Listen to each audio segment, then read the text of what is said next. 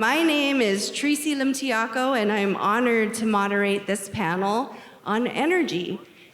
And here are our panelists coming on the stage. So while they come on the stage, I'll just do a quick recap. Over the last day and a half, we have heard and learned a lot about the status of our adversaries, our readiness state, and the various approaches to keeping conflict at bay.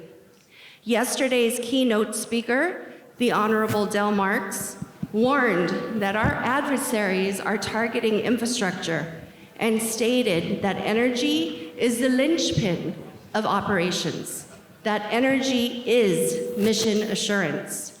Mr. Marks challenged us to improve our usual approaches to planning and implementation. Status quo, he said, will not get us there. I am confident that this panel, who are all champions of improvement, have ideas that are not status quo. So it is my pleasure to introduce, starting at my left, Dr. Nicholas Sasson, Future Systems Architect, Space and Missile Defense from Indo-PACOM. Mr. John M. Beneventi, Professional Engineer, the General Manager of the Guam Power Authority, and by the way, he's my boss. Yes. Captain Alan Eichelman, also professional engineer, the commanding officer of the Naval Facilities Marianas. Dr. Kirby Smith is the Chief of Global Business Affairs of Blue Ocean H2 LLC. And last but certainly not least, we welcome Ms. Brittany Smart, who is the Senior Advisor for Defense at the University of Alaska. So, Dr. Sasson, you are the systems architect at Indo-PACOM, and Captain Eichelman, you are the commanding officer of NAVFAC-MAR. Considering both your roles and responsibilities, tell us, what are the most pressing energy reliance and redundancy challenges, and how should they be prioritized? And for this, I'm going to ask Captain Eichelman, can you please take the lead, followed by Dr. Sasson? Absolutely. So good this works. We checked that off. So first I would say, sometimes we forget we're starting from a really good position on this. So I was first on island in 2005 and have been back over the past 8 years in total since then. And the work that the Guam Power Authority has done on the infrastructure in that 20 years I've been on and off Guam, it is something to be applauded. And so sometimes we forget that we are starting from a position of strength in a good place. The Department of War and Guam Power Authority have a strong relationship together. So we do generate some power within the fence line, but through our relationship, we're able to support Guam Power with load shedding and other activities when they ask, just like Guam Power supports us. And we have a healthy relationship when we look at cybersecurity. So unfortunately, putting a padlock on the fence at the front is no longer adequate when we look at our infrastructure. And cybersecurity is really the cutting edge there. And we have strong relationships there. So when we look at resilience and reliance, redundancy, I would say we're starting from a position of maintaining the momentum we have. And the question is, how can we continue to be better together? And so when I look at that from the Department of War perspective in my seat today, the first is, how can we have smart growth within the fence line? So within the fence line, we know that we have to generate a measure of our own power to support our mission, a unique mission for the Department of War. And so how can we grow that, leveraging new technologies, innovative technologies, and doing that in alignment with Guam Power so that it's not just our power, it's not just their power infrastructure, but it's a single infrastructure on island. I also look at, when we look at that reliance, right now our power is reliant on fuel, diesel generation. That is a critical vulnerability. So as we grow these capacities, I heard yesterday people were talking about geothermal and wind and solar. How can we really get after those? And where can the Department of War potentially bring an influx of resources to sort of jumpstart some of those initiatives, or to continue some of the great solar and other initiatives that Guam Power is already putting in place? And then when I look at reliance, the fact of the matter is, it is one infrastructure on this island. We are all going to succeed or we are all going to fail together. And so how can we continue maturing those relationships? There will be another Typhoon Mawar. We don't know when, we don't know the name, but it will come again. We had a great deal of success in that storm, but there was a great deal of learning and how we work together and how we can be that much better understanding the capabilities both teams bring so we can recover our infrastructure that much faster. And so I think if we focus in those areas, I think that's where we're going to get the most benefit the fastest here on the island. Thank you, Captain. Thank you for, again, renewing those very important themes of One Guam and working together. Dr. Sasson, what would you like to add? Okay, yes, thank you for having me here. It was a long trip here. I'm glad I could join you guys. I'd like to answer that talking about some of the places maybe where we're going. And so at Indo-PACOM, we have an initiative called Off-Grid Resilient Energy. Everybody loves acronyms, so that's OGRE, in case you weren't tracking that. And it really is technology agnostic, but it's looking at three main components for what tech should we pull as an alternative to diesel generators. And so the first one of those is it's on island. And what we mean by that is the entire ecosystem of energy production, energy distribution, and energy use all contained locally. We do that, and we've separated ourselves from the external dependencies that come with the diesel-based architecture. The second piece of that is distributed energy.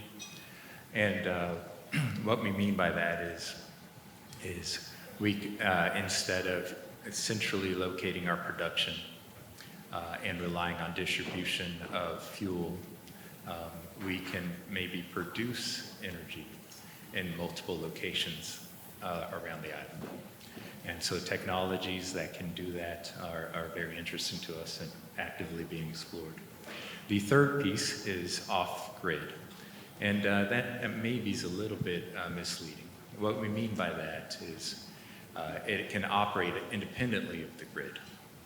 And so ideally, it's not dependent, and you can take the technology, whatever it is, and in times of a crisis, you have flexibility to do the mission, and you also have flexibility to tie into possibly the grid or other locations to provide power.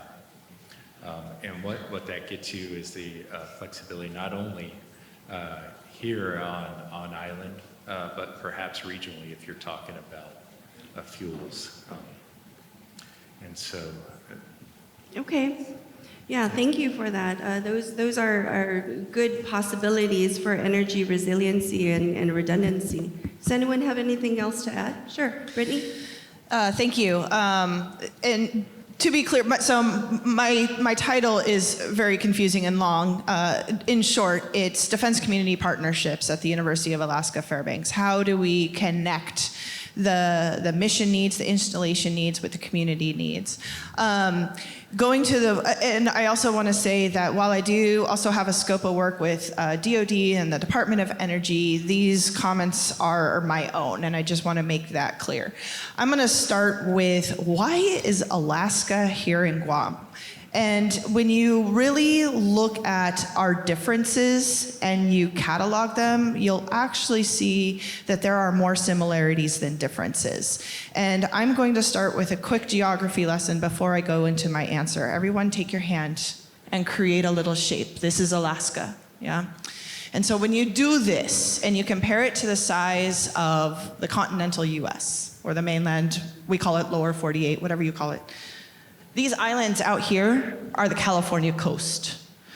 The panhandle right here, that is Florida. That touches Florida. The top of the state hits the Canadian border, and the bottom right here hits Texas. We span the mainland. And the only place we have a grid is, we call it the rail belt. And it's about the middle of your hand right here, down to about this section right here. It's about an 8-hour drive, about 600 and some miles. That is it. Everywhere else, you either have to drive your fuel. Even in some of our areas that are on the grid, you have to drive the fuel. You have to fly it in. You have to barge it in. We only have one port. Well, we have a couple, but our main port is the port of Alaska down there in Anchorage. So when we talk about redundancy and resilience in our Arctic climate, it is a requirement. And so one of the biggest challenges that we have is it even available? Can we even get it? And what that means for us is we have to look around our various communities to see what we have around us that can then be used as a fuel to power our requirements. We have some pretty extreme temperatures, 40 below Fahrenheit. And for those of you that are Celsius, 40 below Celsius and 40 below Fahrenheit are the same temperature. That is a normal temperature for us in the winter. There are other areas that get to 60 below. When the power goes out, that is our space heating. It's not just our TV. It's not just our comms. It is our availability of heat and cooking. And so without those redundant and resilient systems to provide those backups, we do not have a thriving community. So this is, for us, a key driver of some of the decisions and projects that we have moving forward. Okay, thank you. The current administration is taking an all-of-the-above approach of energy sources and the use of private-public partnerships to meet resiliency and redundancy goals. Mr. Smith, you lead global business affairs of Blue Ocean H2, a private firm offering new energy technologies. What are your thoughts on how emerging technologies and new energy sources can be leveraged to achieve resiliency goals? No, thank you very much for having me out today. First, I know there's a misprint on there about the, you called me Dr. Smith, and if any of my professors heard that, they'd be rolling over in their graves, because they'd probably be going, that kid barely got out of undergrad. No, I appreciate the question, and this is something exciting for us and what we do, and I'm going to try to keep this at a 40,000-foot view, because I know we are limited on time, and I can speak about this all day long. When it comes to renewables, we all know that there's a ton of new technologies that have come out and they're out there, but there's not a single one by itself that's efficient enough or cost-effective enough to be something that you'd use. That's where we come in and we do integration of these technologies. By integrating these technologies, using each one at their current peak efficiency and cost effectiveness, then we have a solution that works. One of our main pushes at our company is that energy storage is the key to all of these technologies. Unfortunately, everyone's using lithium, but everyone's trying to get rid of lithium. Lithium is not the answer. We can't continue with the status quo. Everyone knows what the problems with lithium is right now, the thermal runaway, the degradation. There's short-term storage, 2-4 hours before they start doing the degradation and thermal runaway fires. There's also the augmentation of these batteries, and they're only going to last 5, 6, 7 years, depending on how many times you cycle them, which, by the way, you only can cycle them once a day. That's where we are pushing in doing this, is going to a solid-state, graphene-based electrostatic storage. So it's a supercapacitor-based technology, but we're able to make that battery, or that supercapacitor, act like a battery. So it's about the resiliency. Now it's about long-term energy storage and use. Fortunately, we're able to store or use and actually charge and discharge at the same time. That allows us to be more efficient, so we can capture that energy. Even though we're using the energy out of the storage system and the sun comes out, per se, we're able to capture that energy and prolong the system. We can run 24/7, no thermal runaway. And what's most important that we've heard from a lot of our community members yesterday, this is environmentally friendly. There is no chemical reaction. This is electrostatic. So this is 100% recyclable, about 75% biodegradable, but also space. We all mentioned here, we're on an island. Space is key.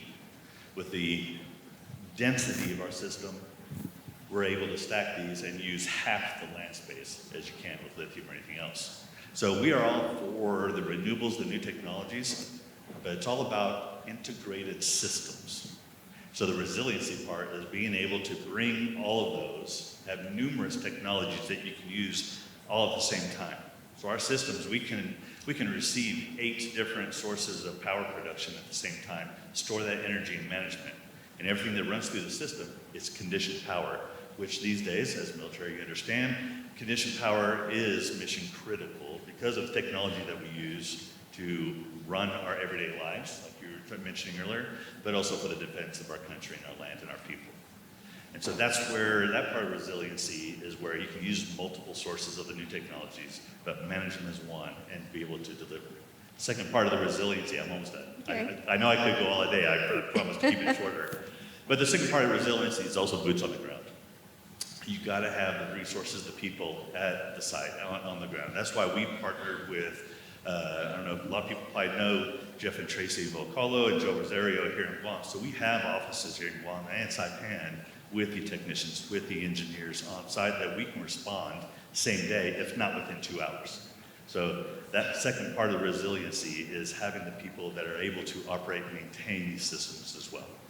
Absolutely, and thank you for that. That ties in a lot of what the former panel spoke about, workforce development and ensuring that we have sufficient manpower to man this technology that is just so exciting today. In fact, the energy industry hasn't been this exciting since Thomas Edison patented the electric light bulb, cementing the demand for electricity and leading to the development of central power stations and distribution centers and everything that literally lights up our life today. History certainly does repeat itself, and today's new energy technologies, many of what you've just skimmed the surface of today, are driving industry transformation. So Brittany, I'm gonna go back to you. You've successfully advocated for stronger connections between host communities like Guam, military installations, and service members. Energy upgrades often face public skepticism around the costs, land use, and impacts. We spoke about that, and that's also a recurring theme in yesterday and today's panels. Share with us your thoughts on strategies needed to secure community support for joint use resiliency projects. And we can speak about this all day, but we're limited, unfortunately. So if you can make that short, I would appreciate it. She saw my full page in notes. So the short answer is a joint project means shared risk, shared investment, shared project ownership. And in order to get there, you have to have, we talked about moving at the speed of trust. You have to be able to have those relationships and have some of those hard conversations. One of our challenges is how do we truly drive down to what the need is so projects can be right-sized. And that can be hard because if you have a system that's going to be pulling off your grid, you have to make sure the grid is stable enough that it doesn't knock it offline. Well, in order to understand that, you need to know how much, where is it going to hit, how is it going to behave when it hits, is it going to fluctuate, is it going to be steady state, how much of the power is going to be pulled when. And as soon as you start putting some of those pieces together, you can very quickly get into conversations that go above certain clearance levels. And so finding out ways to have those conversations with your community partners is incredibly important. And going to the previous question, all solutions have to start with being on the table.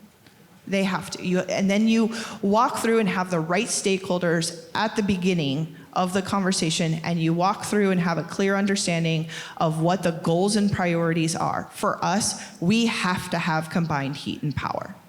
There's no other option. We have to have the combined heat and power. Whatever system gets put out, whatever makeup that looks like, we have to have those two things.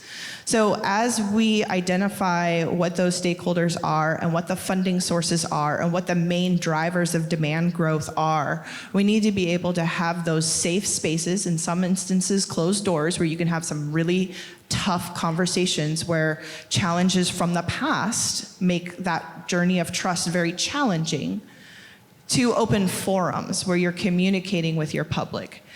The means is one thing, but your journey to get to the means, I would argue, is more important. Because without that aspect, you will have a hard time getting any project across the finish line. And as a final thought too, it has to fit into an overall strategy. You have to understand what it is that your community is going for and where it wants to end up. And each step that you take along that journey has to have a deliverable that meets a need. You can't just put something, well, you can, but then you start losing your trust. If you are looking at investment, each step has to move the needle somehow towards the end goal and that shared future together. I could always keep going, but I'll stop there too. Yeah, I feel you, and I feel like maybe we need to have a breakout committee and just spend all day talking about this. Mr. Beneventi, Captain Eichelman and Brittany brought up some common themes. We talked about One Guam. We talked about the fact that the community and the military, at least on Guam, they're one and the same.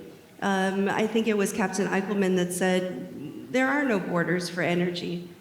We have one grid. Can you, I'm putting you on the spot, but could you just jump in and speak about the one grid and the partnership that Mr. Eichelman spoke about? Because GPA does represent the ratepayers in the community of Guam. The One Guam approach. First of all, I'd like to thank Captain for the kudos to GPA, and thank you. That's really going to all the employees and everyone, and actually the partnership that we've had with DOD throughout the years. I'd like to say Guam is only 212 square miles, and it is, right? And so it's really, there can't be any separation between systems. It's really a grid in itself. 212 square miles is nothing compared to the national grid to begin with. I'd like to roll in the first two questions before I get to the last one, if I will. And let's talk about energy reliance, talk about renewables, and talk about how do we get to the community support. On energy reliance, of course, what is the most important thing for this island, and it has been that way for all my 50 years of experience here on the island of Guam, is having a diversified source of energy so that at least, if anything, we can control the geopolitical influence that it has on energy costs for the island, which has for umpteen years really been a major factor for us being able to invest and actually even the community to grow. So let's talk about the island, an overview of GPA and where we are today, where we're going to be in a few years, and how does it play through all of the defense posture that is happening here. First of all, today we have about 351 megawatts of capacity serving about 260 megawatt load. What are we looking at in the next few years? We're looking at it being over 300 some megawatts. Let's just talk about 2028. It'll be about 305 megawatt by our projections by 2028. So how are we going to meet that load? Well, the good news is this. We have a new Ukudu power plant coming on the line, and yes, it's delayed until November or December, but again, after 12 years of planning this to construction, I can wait a few more months, right? Secondly, let's talk about even the renewables. What is the renewable, what's the resource or renewable resource that's available on the island of Guam? It's really just sunlight. If you want to look at wind, go down Cross Island Road and see that one windmill that we have. Very seldom does it ever turn. So we have put together a package, and between now and 2028, this is what we're going to have. These are things that are already being constructed and are contracted for or approved to be bid out in the next 2 months or so. By 2028, we will have 454 megawatts of conventional unit. By 2028, we'll have 235 megawatts of solar PV system. By 2028, we'll have 170 megawatts of energy storage battery for capacity 4-hour shifting. This adds up to 621 megawatts to either 300 megawatt load. We talk about housing, 1,700 housing, that's 6 megawatts. We talk about DOD growing from 45 to over 100, that's 50 megawatts. We can meet the capacity needs on the island by 2028. And what does it consist of? Very efficient units running on diesel fuel and renewables with solar PV renewables with energy storage battery. And by doing that, that's how we're going to meet our capacity and needs. And how does it make us resilient?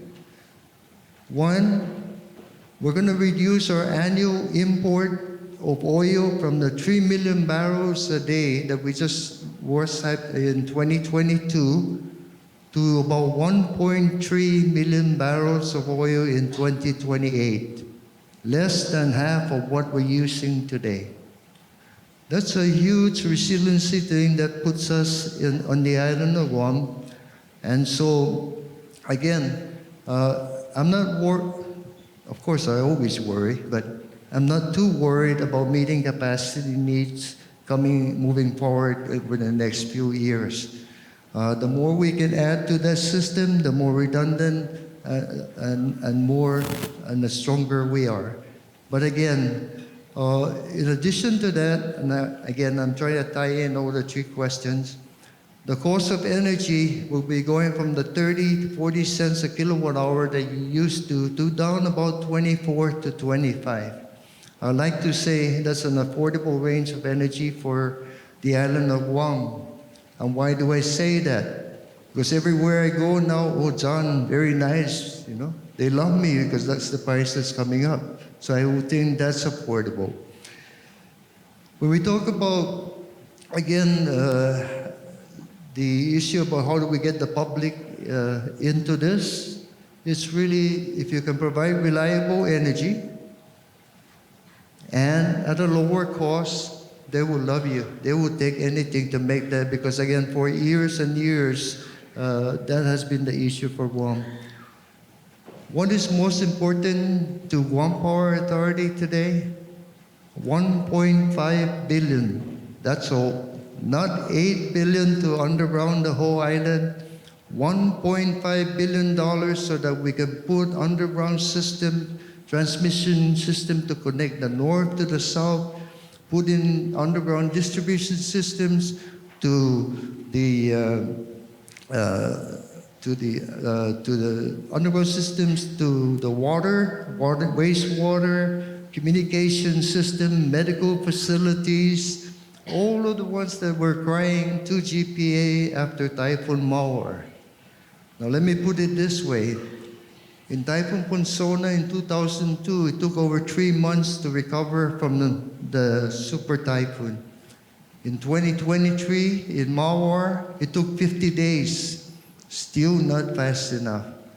That is why the 1.5 billion investment, not all in one time, over a 10-year period, will provide us adequate funding so that we can begin a very systematic program and through economies of scale, allow us to do more and not have to go back and dig up all the roads, one road, this road now, and then later on, and not the same road, just to put in line. So So this is what is pressing for Guam Power Authority, getting the funding so that we can make that happen. So then now we can cut that 50 days to less than half, and certainly that would be a big relief for the whole island. And what does that do? There's no way GPA can borrow $1.5 billion without what we would like to say a 55% rate increase to the community. I'm not going to ask for that. I'll get fired tomorrow. But the whole issue there, I'm just saying that to emphasize that really we do need help. GPA and its ratepayers, with all the investment being made with the new power plant, renewables and everything, is over $4 billion over the next 25 years. So the community is already investing in the needs. So what we need help on is now the delivery system so that we can continue the quality of life and furthermore be prepared to defend the nation. How is that? How are we going to defend the nation with that? Let me give you an idea. What happens in a typhoon? All our 36,000 poles and over 1,000-mile of lines are impacted by the wind. We come back fixed in 50 days, right? So similarly, if some kind of destruction or whatever happened to our lines, we can get back very quickly if there are redundancy like underground lines. We can continue to move power from all our scattered generation throughout the island to move it to where it's necessary. So therefore, that's how important that investment is to us. And I hope everyone is hearing the number. Only 1.5 billion, no? But it is going to go a long way to making that happen. So again, that will make the ratepayers happy. Furthermore, last but not least, any investment that the federal government makes into Guam Power Authority assets has a return on investment. Why is it? Because our partner here, the captain, is a 20% customer of GPA. So therefore, there's a savings. He saves 20. If I have a percent of not having to pay anything, but if I have to borrow 200 million, he has to pay the debt service of 20% of that. So there is a huge return of investment to the federal government by investing in GPA.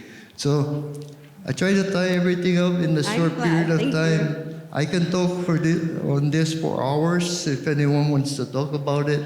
But Find us later. Yes. So thank you so much. I really love this panel. This panel is definitely a group of creative, out-of-the-box thinkers and innovators. So in closing, I'm going to ask all of you to keep your answer very short. But this is our last question before we solicit forum participants' comments and questions. So, if you're looking ahead 10 years, what is the single most important action that must be taken now to ensure our energy resilience? I am going to start with Mr. Beneventi because he said he has 50 years of experience and he's my boss. 1.5 billion. And why is that? It's going to take years to construct this system. You have to first plan and do all that, but we can do so much in the first few year or two planning this all and making the most bang for the buck. I think I answered part of that question when I say it gives us another tool to be able to recover the system because delivery is very, very important. Underground transmission line throughout the substation on the island provides power in your main breaker at the house. That way, we can just send people in to now get the power to your bedroom, to your living room, to every. That way, the whole island can, again, begin to recover immediately. So, in no uncertain term, we need help. We get that to us, and we certainly will work with the captain here and make this happen. And last but not least, I'd like to say with this delivery system, the power generation that's coming up, I feel quite confident that we can be ready and resilient to meet any challenge. If you can meet Typhoon Mauer, Typhoon Consona, and at least the 12 or 15 others that have been through all the years in service, we can meet the challenge that's coming upon us. Thank you. Okay, Captain Eichelman, I'm going to put you on the spot.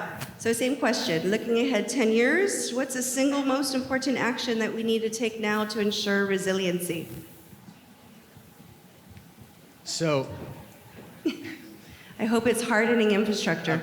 I was listening to part of the discussion in the audience for a second, but so I think the most Come on up, important. Gov.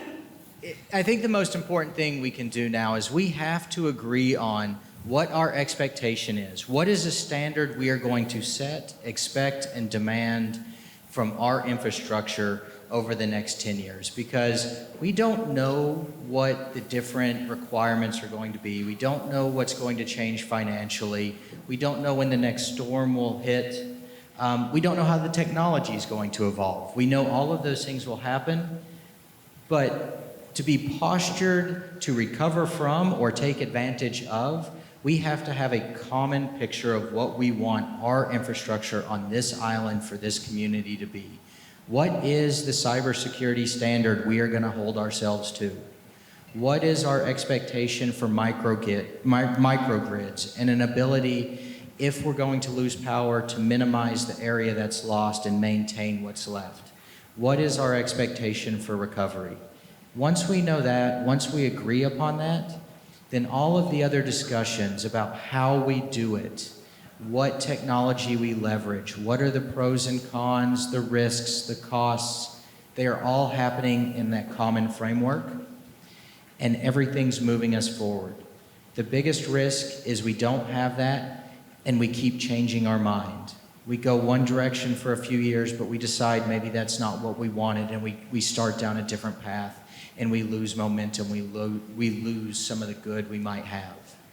So that's my answer. Thank you. So we are running short of time, which means we may not be able to take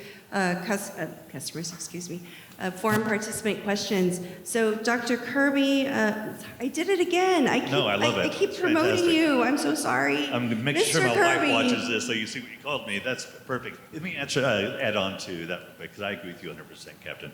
It's about microgrids, and it's not staying the status quo. We have to start moving now, but we know that, John, like the grid absolutely can produce the power for us. What's the delivery aspect of that power? So when a storm comes through, grids go down.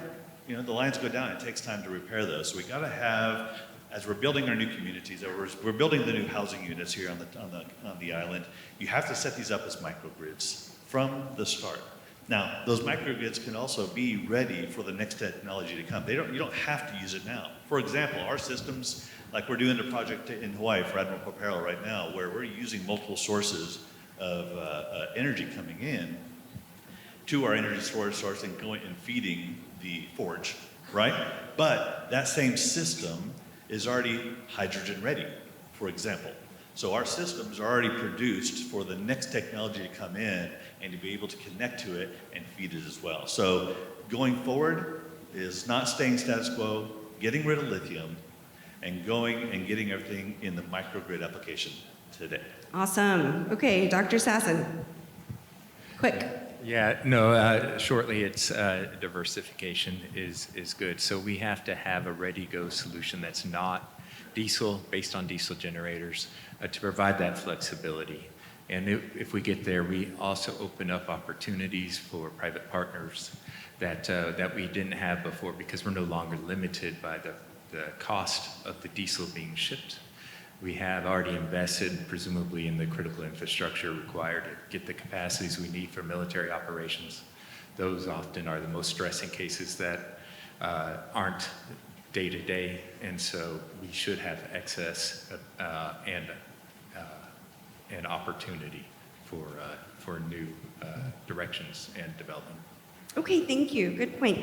Brittany, you get to close up before questions. Oh, I told you I was a good closer. Strategic action today for tomorrow's needs and a true commitment to partnership. Going to the point on the cost of energy, we did an analysis. 3% of household income on energy is the national average. 6% of household income spent on energy is considered heavily burdened. In our region, we have a 10 to 12% energy cost burden analysis. And yet, based on a back of the napkin math, we are seeing a 92 megawatt demand increase in the next 3 to 5 years directly related to military operations in our community. Our community cannot fund that on its own. So that strategic action to future demands now with that full commitment of partnership of shared risk, shared investment, and shared ownership of projects is a must and a requirement. You are awesome. Thank you, panelists. We really appreciate you. So we will entertain 1 to 2 questions right now. Do I have any questions out there? I cannot see you, but I saw your hand. Test. Please state your name and any affiliation you have, along with your brief comment or question. Sure. Hi, Tracy. It's Rebecca Respicio. Hi. I'm the director for the Guam Energy Office. And I stand aligned with, of course, the GPA general manager talking about money that's needed. What happened with our situation is we actually were awarded a competitive grant from the US EPA, $62 million for Guam for the Solar for All program. Unfortunately, a few weeks ago, that was defunded and taken back. Apparently, it didn't align with the current administration. But I just wanted to put it out there that we're on month 8 of a very rigorous project that was under partnership with the National Energy Lab for our technical assistance, working very diligently with the Guam Power Authority and other stakeholders locally. So for the cheaper price of $62 million, we have a plug-and-play project that was supposed to launch actually in January of 2026. So, that probably is definitely is in alignment with GPA General Manager's $1.5 billion goal, and was supposed to help get the island started, give a jump start for our community. And it was aimed to benefit thousands of families on home, including our public school system. So we look forward to some near talks in the near future about maybe how the project that we already had been hopeful to begin in January of next year can maybe still be on the table for discussion. Thank you. I appreciate that, Becky. You're welcome. Do I Thank have, you. I could take one more question if there's one out there. No? Okay. So I'd like to thank this panel. Would you please join me in thanking them?